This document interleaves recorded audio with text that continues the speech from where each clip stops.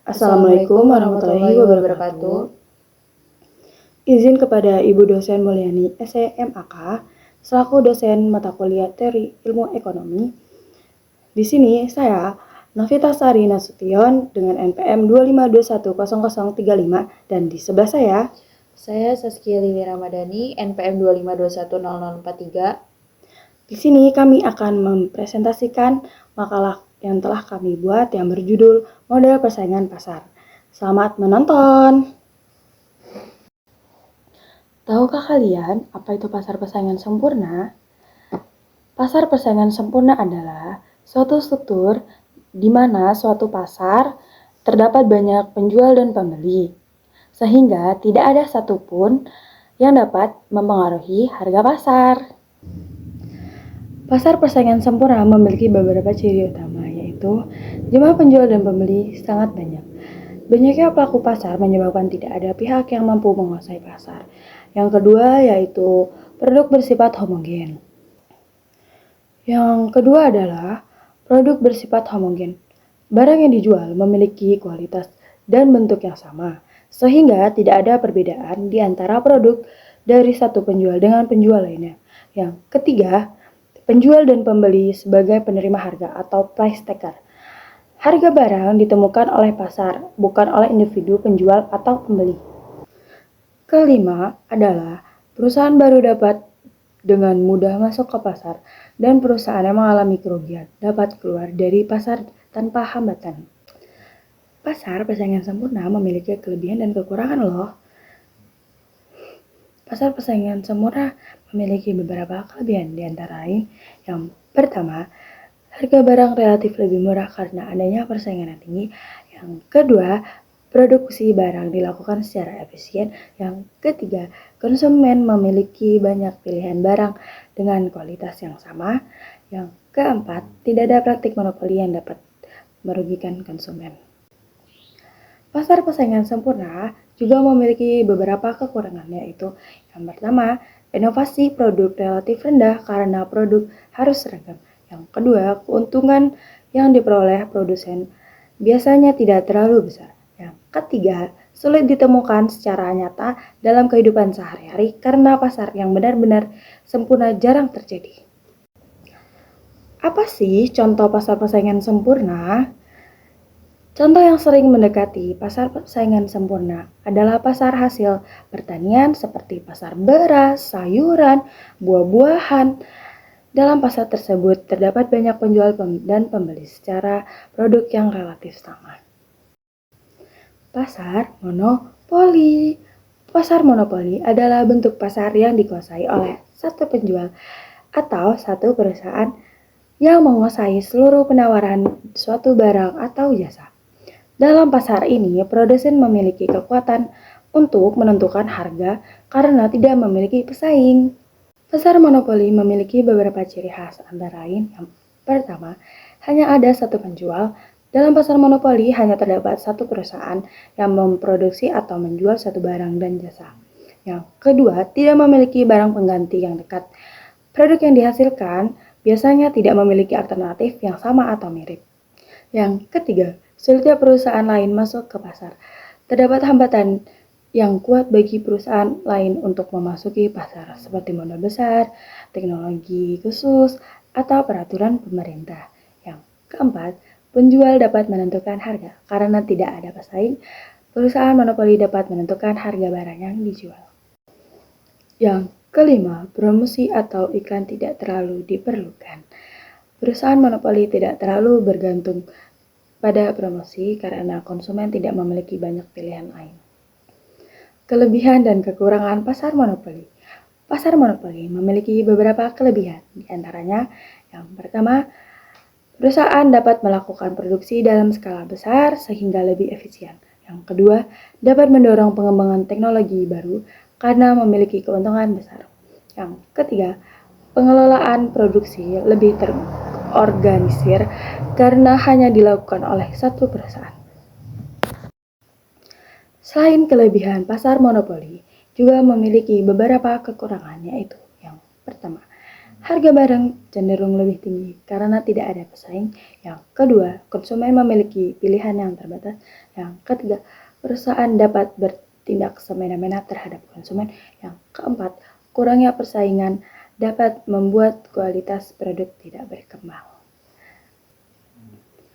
Contoh pasar monopoli dalam kehidupan sehari-hari antara lain perusahaan yang menguasai layanan tertentu yang ditetapkan oleh pemerintah seperti layanan listrik atau kereta api di suatu negara.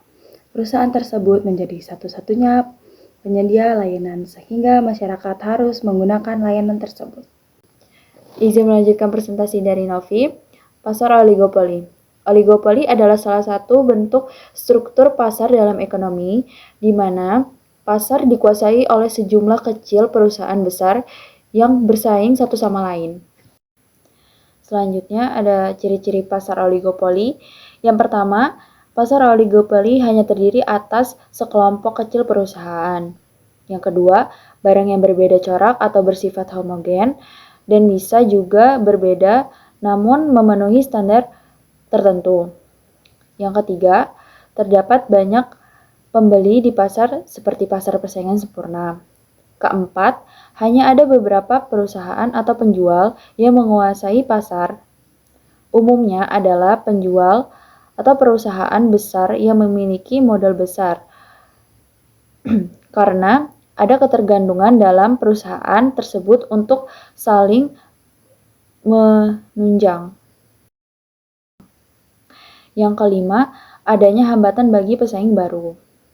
Terus yang keenam, adanya saling ketergantungan antar perusahaan atau produsen.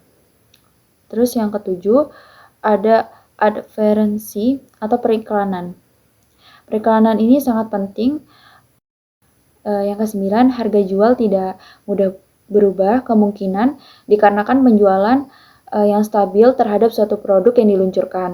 Selain ciri-ciri pasar oligopoli, ada juga kelebihan dan kekurangan pasar oligopoli. Yang pertama kita bahas adalah kelebihan pasar oligopoli. Yang pertama, kontrol harga. Di mana pasar oligopoli ini dapat mengendalikan suatu harga pada tingkat tertentu. Yang kedua, ada inovasi dan kualitas.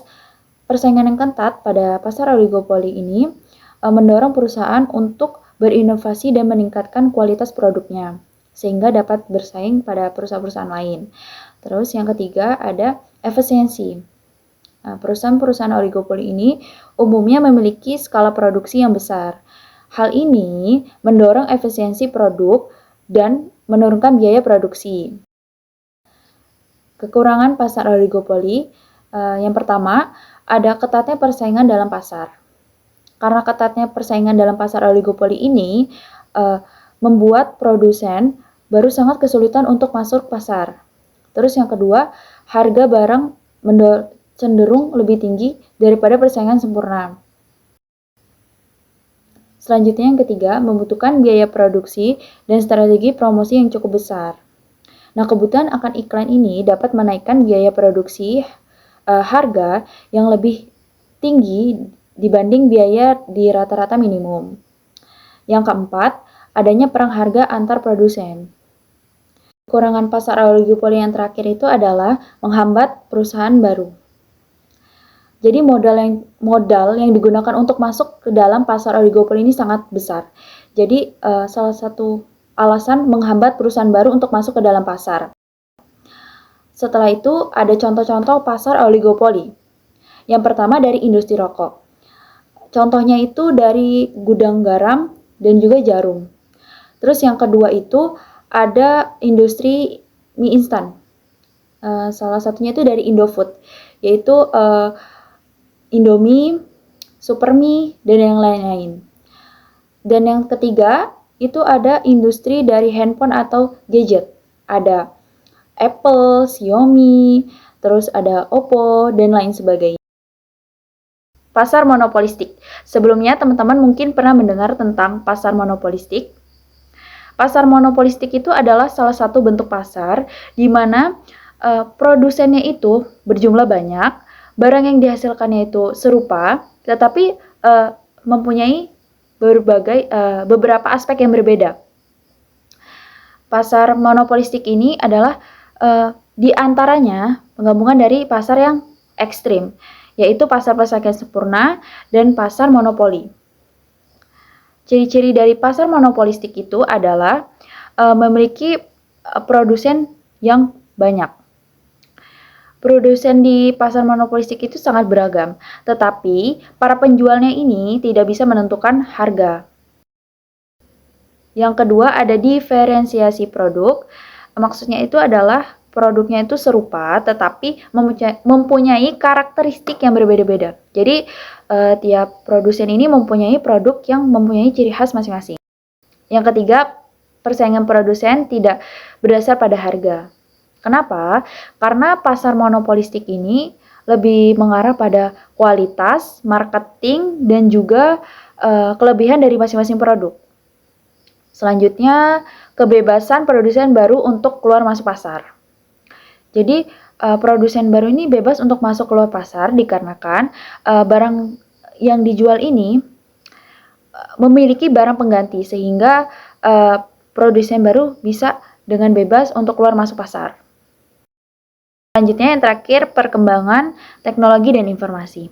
Jadi ketatnya pasar monopolistik ini, produsen itu dituntut untuk berinovasi.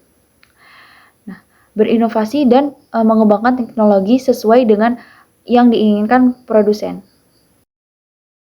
Kelebihan dan kekurangan pasar monopolistik. Yang pertama, kita bakal bahas tentang kelebihannya.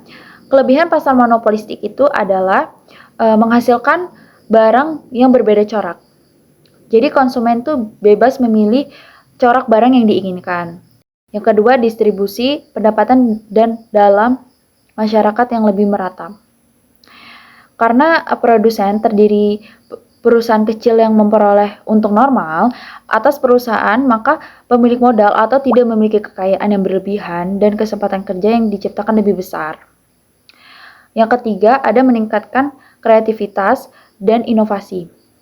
Jadi, monopoli ini diberikan pemerintah dalam bentuk perdagangan yang dapat meningkatkan kreativitas dan inovasi. Yang keempat, menjaga kestabilan ekonomi. Mampu menjaga kestabilan ekonomi dan efisiensi produk, baik itu barang maupun jasa. Yang kelima adalah melindungi hak kekayaan dari seseorang individu. Jadi mampu digunakan untuk melindungi hak kekayaan dari seorang individu itu dengan potensi melakukan pengembangan serta inovasi, meskipun pada akhirnya nanti memang diperlukan dan dibutuhkan agar tetap laku di masyarakat. Yang keenam, konsumen bebas memilih produk. Jadi banyaknya produsen di pasar monopolistik ini memudahkan konsumen untuk memilih produk yang terbaik di pasar tersebut. Ketujuh, mudah diminati oleh masyarakat. Karena pasar monopolistik ini seringkali menjual kebutuhan sehari-hari. Selanjutnya ada kekurangan pasar monopolistik. Yang pertama, ada tingginya tingkat persaingan. Jadi dikarenakan banyak produsen yang ada pada pasar monopolistik itu, jadi persaingan itu sangat ketat. Yang kedua, butuh biaya pemasaran. Jadi produsen di monopolistik ini kan sangat banyak. Jadi membutuhkan promosi untuk meningkatkan penjualan produk. Yang ketiga, ada harga produk lebih tinggi. Jadi dikarenakan didorong untuk selalu berinovasi, maka produsen itu pastinya akan memproduksi produk serupa namun dengan kualitas yang berbeda. Nah, dengan begitu harga produk akan lebih tinggi. Yang keempat, operasinya tidak seefisien pasar persaingan sempurna. Jadi hal itu dikarenakan karena harganya lebih tinggi, jadi kuantitasnya itu lebih rendah dan tidak tercapai seefisien baik produktif maupun alokatif. Yang kelima, perusahaan bisa bertindak sewenang-wenang. Jadi karena di pasar monopolistik ini bisa menentukan harga, jadinya produsen ini bisa sewenang-wenang bertindak. Yang keenam, perusahaan tidak memberikan layanan yang optimal. Jadi adanya kemungkinan perusahaan tidak memberikan pelayanan yang optimal itu dikarenakan itu kemungkinan perusahaan itu dapat mengurangi maupun menetapkan harga. Jadi bahkan perusahaan itu bisa memanipulasi kelangkaan produk. Yang ketujuh ada munculnya ketidakadilan atau diskriminasi. Salah satu kekurangan lain dari pasar monopoli itu adalah ketidakadilan dari produsen atau penjual terhadap konsumen atau pembeli. Apa sih contoh-contoh dari pasar monopolistik ini? Yang pertama itu ada pabrik rokok. Contohnya itu Jarum dan juga Gudang Garam Jaya. Yang kedua ada pabrik sepeda motor. Salah satunya adalah Yamaha. Saya Navita Sari Nasution dan Saya Saskia Ramadhani. kami memohon maaf jika ada kesalahan dan kekurangan selama membuat video ini. Kami mengucapkan terima kasih dan pamit undur diri. Assalamualaikum warahmatullahi wabarakatuh. Jangan lupa like and subscribe.